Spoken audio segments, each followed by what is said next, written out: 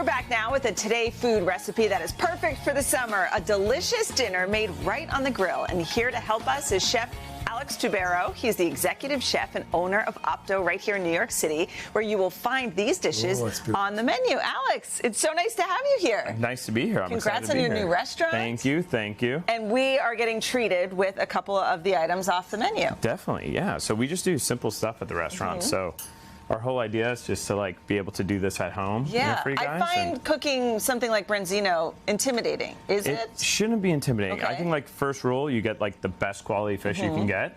And then everything becomes a lot easier from there. Okay. So do you have to, what do you do here? Yeah, so basically, first thing is we want to have a good piece quality fish, nice and firm. And everyone always wants that crispy skin. So what I always like to do is take the back of my knife and just kind of scrape it. What does that do? Away. You see, you get all that little bit of moisture there. Okay. And once you get all that little bit of moisture, everything's going to be a lot easier. Okay. To get crispy. Are you going to season both sides of the fish? I season both sides. One thing I like to do is kind of season it a little bit more heavy on the flesh side. So we season. Yeah, exactly. Okay. And then the skin doesn't get too salty and overpowering like everyone does not like. Usually does at home. Exactly. So we season liberally, and then a little bit here.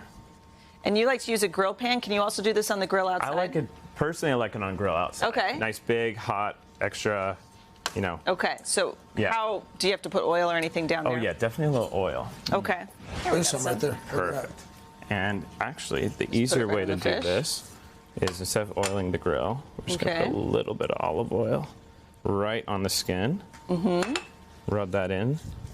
And I'd imagine it doesn't take too long to grill, right? Not at all. So you're going to put that on. And what do we have cooking over here? Get that well pressed. So now this is the honey for the spiced honey for the glazed carrots. Okay. So we get some honey, lots of different spices. I like chili flake, cardamom, cumin, fennel seed, coriander, cinnamon. You just throw all that in there? I throw everything inside. So we just take everything, dump that in. Right in? Yeah. All right. And then we're just going to bring that to a simmer for 15, 20 minutes. And we're ready to go.